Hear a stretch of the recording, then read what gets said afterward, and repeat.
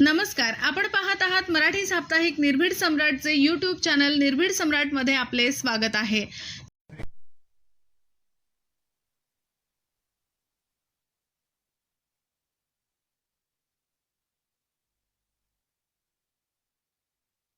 काय असणार आहे? संजय दिना पाटील जे माजी खासदार राहिलेले विद्यमान खासदार आहेत त्यांची पत्रकारांना शिवीगाळ केलेली आहे, जीवे मारण्याची पत्रकारांना धमकी दिलेली आहे। खरं तर संजय राऊत विरुद्ध संजय दिना पाटील असा वाद होता, त्याच्यामध्ये पत्रकारांना संजय दिना पाटलांनी आणलं नाही। एक्झॅक्टली काय झालंय हे मला माहित नाही, आज सकाळीच झालेलं आहे। मी एकंदर प्रकार काय झाला हे न बोलता प्रतिक्रिया देणे योग्य नाही, पण कधीही पत्रकारांशी बोलताना त्यांना अदब राखून त्यांच्या समजूत घालणं आवश्यक आहे।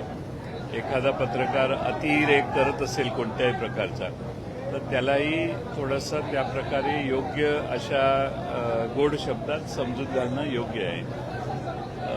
चुकीचे शब्द शिव्यांचा वापर हा मात्र निषेधार्ह आहे। विधान परिषद सभापतींनी आज दुसऱ्यांदा मंत्र्यांना फटकारलेलं आहे। काल सुद्धा मंत्री अनुपस्थित होते, विषय सुरू होता असं होतं। आज मंत्र्यांनी पणन विभाग आणि नगर विकास विभाग एकमेकांवरती जबाबदारी ठरवत असल्याचं अक्षरशः पाहायला मिळालं। असा प्रकार हा वारंवार घडताना पाहायला मिळतो। विधानसभेमध्ये 5-7 मंत्र्यांना त्यांच्याकडे जी खाती नाहीत त्यांची जबाबदारी या सरकारनं दिली, तेव्हा मी सभागृहात आक्षेप घेतलेला की जो मंत्री सगळ्यांचे प्रश्न ऐकतो तो मंत्री त्या पक्षाची जबाबदारी घेऊन पुढे काम करणार असला पाहिजे। आमची भाषणं, आमच्या तक्रारी, आमच्या जनतेच्या समस्यांचा पाडा ऐकणारे मंत्री वेगळे आणि निर्णय घेणारे मंत्री वेगळे।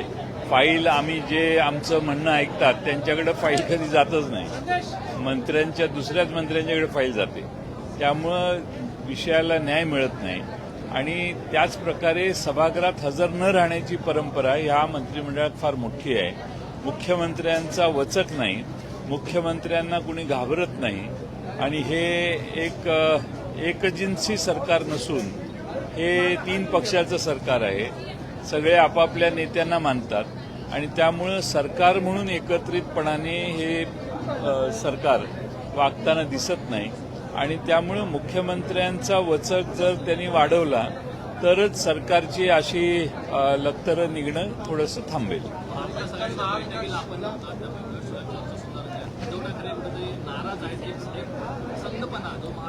आमच्या बैठकीमध्ये रविवारच्या असं ठरलेलं की 23 तारखेला संध्याकाळी ही बैठक घ्यायची। 24 तारखेला 2 महत्वाची लग्न माझ्या मतदारसंघात होती, त्यामुळे मी उपस्थित राहणार नव्हतोच, पण मी माझ्या सहीने आमच्या सदस्यांना उपस्थित राहायला सूचना केलेल्या होत्या। तुकाराम मुंडे यांच्या बदलीसाठी 250 कोटीची जमाबंदी सुरू आहे। तुकाराम मुंडे यांच्या बदलीसाठी 250 कोटीची जमाबंदी सुरू आहे, असा काल जितेंद्र आव्हाडांनी आरोप। आपल्या महाराष्ट्रामध्ये दूध, पनीर मिळणं आता बंद झालेलं आहे। पनीर का मिळत नाही तर पनीर न मिळण्याचं कारण पूर्वी भेसळयुक्त पनीर मिळत होतं। अनेक दुग्धजन्य पदार्थ किंवा अनेक पदार्थ वेगळे हे मिळायचे बाजारातनं बंद झाले, कारण हे सगळे भेसळीने तयार करून जनतेच्या पोटात जात होते। आज तुकाराम मुंडेंनी जी भूमिका घेतली आहे त्यामुळं अनेक गावामधल्या टपऱ्या सगळ्या बंद झाल्या। ज्या टपरीवाल्यांना वाटतं की आपण काही अवैध मिक्स करून वस्तू विकतो, असे सगळ्यांनी आपली टपऱ्या बंद केल्या। दूध एकदम प्रचंड मोठ्या प्रमाणात दुग्धजन्य पदार्थ कमी झाले। अशा अनेक गोष्टी आहेत। मी संधी मिळाली तर सभागृहात ही माहिती देईन की तुकाराम मुंडेंनी फक्त गेल्या महिन्याभरात जे वातावरण तयार केलं त्यामुळं महाराष्ट्रामधली सगळी भेसळ जवळपास कमी व्हायला लागलेली आहे। आणि म्हणून तुकाराम मुंडेंना जर सरकारने बदललं तर काही किंमत घेऊन बदललं असं लोक म्हणतील, त्यामुळे मला खात्री आहे की सरकार असं करणार नाही। अशा वावड्या उठतच असतात, वर्गण्या गोळा करण्याचे प्रकार प्रचंड असतात, पण सरकार त्याला बळी पडणार नाही असा मला विश्वास आहे। ज्या प्रकारे तुकाराम मुंडे यांच्या बदलीचा जो काही सध्या चर्चा होती, सरकारलाच भेसळयुक्त भेसळ सध्या सुरू आहे, बेसवर थांबवायची नाही का जर त्यांची बदली नाही, असं आहे की सरकारने एखादा ऍक्ट केल्यानंतर त्यावर बोलणं योग्य. बदली होऊ नये अशी आमची आग्रहाची भूमिका आहे.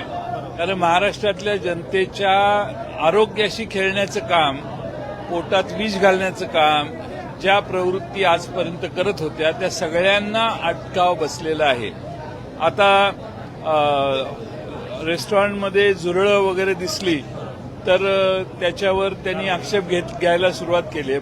करेक्ट आहे, कारण तयार केलेल्या अन्नपदार्थांच्यावरून माशा, झुरळं सगळेच फिरून मग लोकांच्या पोटात जातात.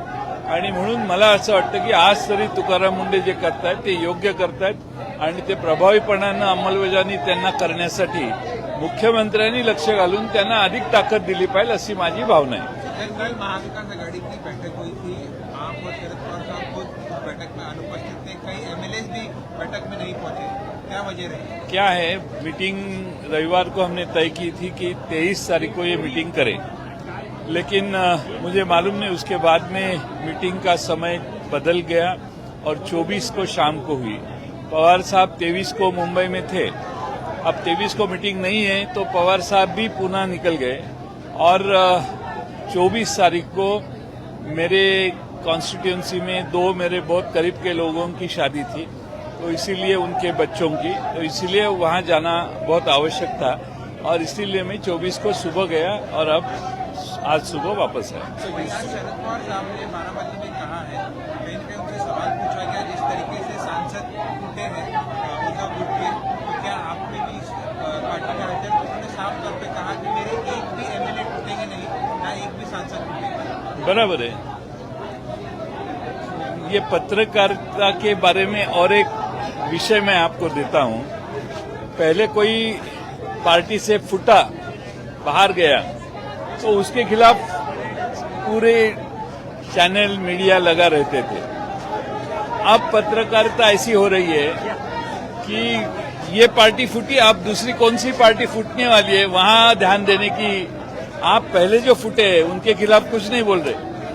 जो अभी दूसरी पार्टी एकत्रित है उसको फोड़ने की प्रयास क्या है उसके बारे में न्यूज चालू हो गई है.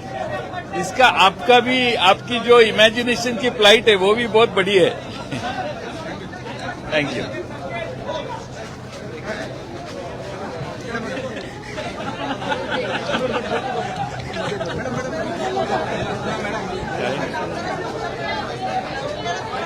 अरे माझे मित्र आहेत ते, आमचे मित्र आहेत.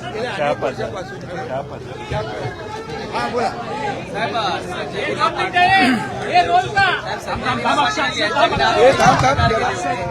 सगळ्यांचं होत आहे. मुंबईत पोहोचल्याने धमाका झाला.